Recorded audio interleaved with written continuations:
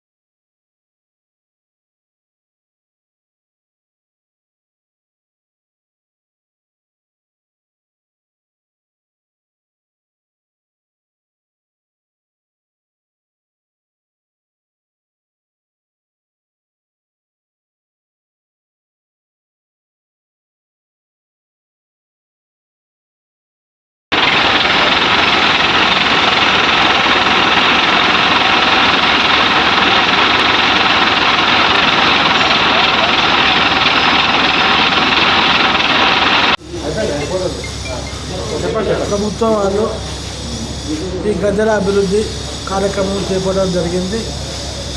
అందులో భాగంగా పగిడిద్దరాజు, గోవిందరాజుల గద్దెలు కూడా ఈ ముందు వైపుగా నిర్మించడం జరుగుతున్నది.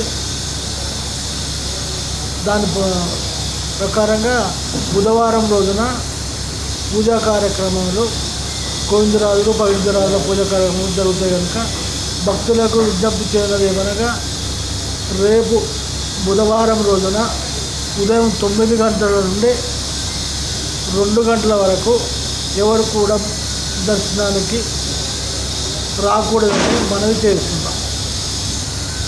పత్రికాముఖంగా తెలియపరుస్తున్నాము.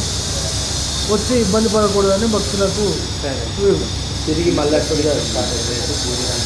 గురువారం ఉదయం నుండి మళ్ళా పునః దర్శనం జరుగుతుంది. ఓకే.